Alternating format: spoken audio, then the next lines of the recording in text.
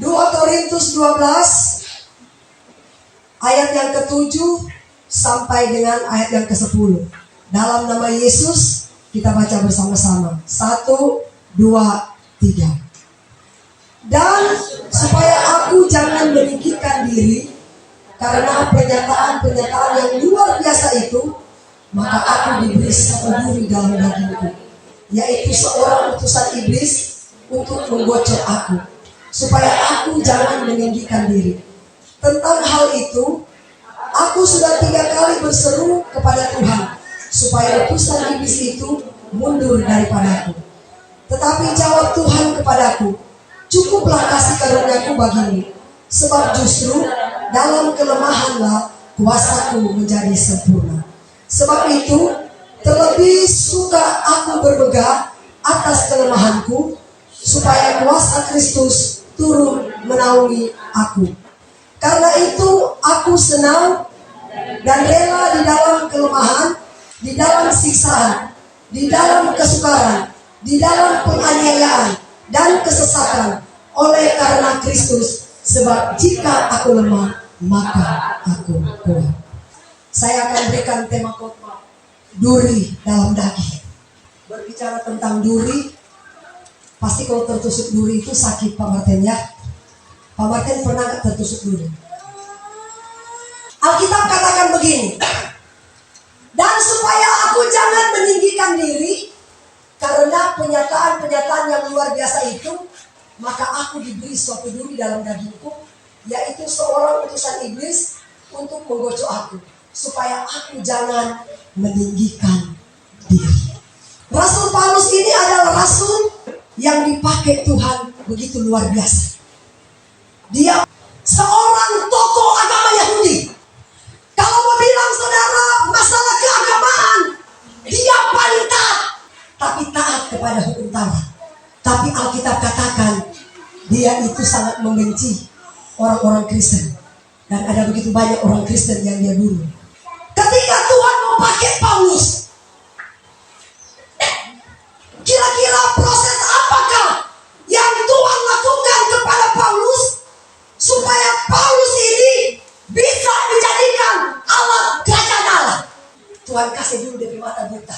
Sebab kalau DP mata tidak buta, dia nggak akan bakal bertobat sungguh-sungguh. Makanya Tuhan kasih dia matanya menjadi buta. Galatia pasal 4 ayat 13 sampai 15. Kamu tahu bahwa aku pertama kali telah memberitakan Injil kepadamu oleh karena aku sakit pada tubuhku. Terus. Sesungguhnya demikian keadaan tubuhku itu yang merupakan pencobaan bagi kamu, namun kamu tidak menganggapnya sebagai sesuatu yang hina dan yang menjijikkan. Tetapi kamu telah menyambut aku sama seperti menyambut seorang malaikat Allah. Malahan sama seperti menyambut Kristus Yesus sendiri. Menjadi seorang pelayan itu tidak gampang.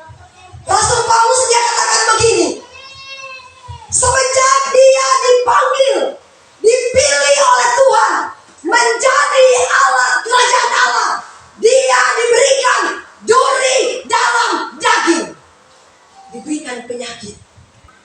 Bahkan Alkitab katakan berulang kali, Pak, Rasul Paulus itu berdoa, bahkan dia bermohon kepada Tuhan, Tuhan, kalau boleh, tolong Tuhan lepaskan duri ini. Kata Alkitab, berulang-ulang kali Paulus berdoa, tapi Tuhan jawab, cukup kasih karunia yang aku berikan kepada kamu. Karena justru di saat engkau lemah, situ engkau kuat. Tapi kenapa Paulus tidak pernah sembuh? Karena Tuhan tidak mau ketika dia dipakai Tuhan luar biasa dia jadi sombong. Dan Tuhan tidak mau dia lari dari Tuhan. Tuhan tidak mau dia pergi meninggalkan pelayanan. Makanya Tuhan berikan dia duri dalam daging. Ketika mungkin dia mulai melenceng, Tuhan pukul dari duri itu. Aduh, Tuhan merendah lagi. Aduh, melenceng lagi. Aduh, Tuhan. Itulah gak gampang kita melayani itu. Semenjak pertama kali saya mengambil keputusan melayani, saya diberikan duri dalam daging. Karena itu Alkitab katakan, saudara, aku memberikan engkau duri dalam daging. Supaya apa? Ketika aku pakai engkau tidak pernah meninggikan dirimu. dan engkau tidak akan pernah lari keluar dari firman Allah. Ketika mungkin saya mulai melenceng, Tuhan pukul saya di duri itu. Makanya hamba Tuhan berusaha berjuang harus hidup kudus. Karena tanpa kekudusan kita tidak akan pernah melihat kuasa Tuhan. Kita tidak akan pernah memandang kemuliaan Tuhan. Makanya bersyukur kalau kita diberikan duri, Pak. Bersyukur. Duri itu tidak akan pernah membawa kita pada kematian kalau memang belum waktunya Tuhan. Tapi kalau memang sudah waktunya Tuhan, Tuhan katakan, Lenda, sudah selesai tugasmu hari ini. Aku akan jemput kamu. Saya siap. Yang penting saya hidup dalam kebenaran. Makanya jangan pernah takut dengan penyakit. Kalau Tuhan berikan kita penyakit, itu karena Tuhan sayang sama kita. Supaya kita jangan menjauh dari hadirat Tuhan. Karena firman Tuhan katakan begini, barang siapa ku kasihi, dia ku tegur dan ku hajar. Berarti kalau Tuhan masih hajar kita, kalau Tuhan masih tegur kita, itu tandanya dia cinta dan sayang sama kita. Kalau Tuhan tidak pernah tegur, Tuhan tidak pernah pukul kita, saudara, berarti Tuhan katakan, kamu bukan anak, tapi kamu anak gampangan. Tapi kalau Tuhan pukul kita, Tuhan bilang, karena kamu anak, nak, makanya ketika kamu melenceng, pukul sini kamu. Aduh Tuhan. Itulah makanya Rasul Paulus katakan, di saat aku lemah, di situ aku kuat. Dalam kelemahanku, aku bisa melihat Kristus ada dalam hidupku. Kalaupun aku mati, Paulus katakan, hidupku untuk Kristus, mati karena Kristus adalah keuntungan buatku. Jangan pernah menjauh dari hadirat Tuhan. Jangan pernah menjauh dari pertemuan-pertemuan ibadah. Karena itu sangat penting buat Bapak Ibu, Saudara dan saya. Mari saudara kita buka Alkitab. Kisah Para Rasul 9 ayat 17 sampai 18. Lalu pergilah Ananias ke situ dan masuk ke rumah itu. Ia menumpangkan tangannya ke atas Saulus, katanya, Saulus, saudaraku, Tuhan Yesus yang telah menampakkan diri kepadamu di jalan yang kau lalui, telah menyuruh aku kepadamu, supaya engkau dapat melihat lagi dan penuh dengan Roh Kudus. Dan seketika itu juga seolah-olah selaput gugur dari matanya, sehingga ia dapat melihat lagi. Ia bangun lalu dibaptis. Dia katakan begini, sejak pertama kali aku melayani Tuhan, aku diberikan duri dalam daging, penyakit di mata. Mungkin kalau itu datang saudara, mungkin dia susah sekali mungkin untuk melihat.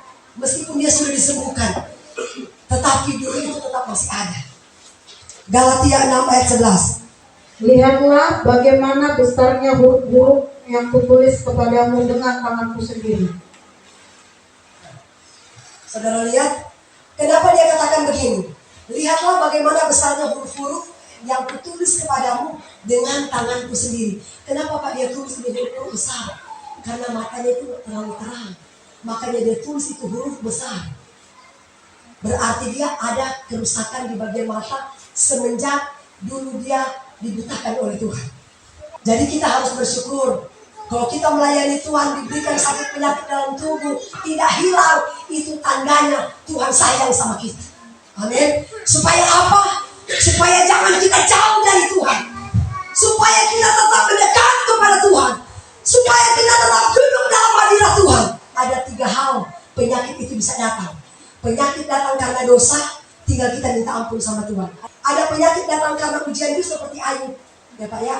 Ada penyakit datang karena kuasa gelap, perbuatan setan, perbuatan manusia lewat kuasa-kuasa gelap. Kalau penyakit datang karena kuasa gelap, tinggal kita berdoa berlutut. Firman Tuhan katakan, penyakit ini tidak bisa disembuhkan Pak, kecuali berdoa dan berpuasa. Amin. Yang pasti, kalau memang nyawa kita belum bisa melayang, tetap kita akan hidup. Tapi kalau Tuhan bilang, cukup sampai di sini engkau, Tuhan pasti akan ambil nyawa kita. Tapi yang berbahagia, dia yang taat setia melakukan firman, kerajaan sorga ketika dijemput akan menjadi warisan hidup kita. Amin. Tuhan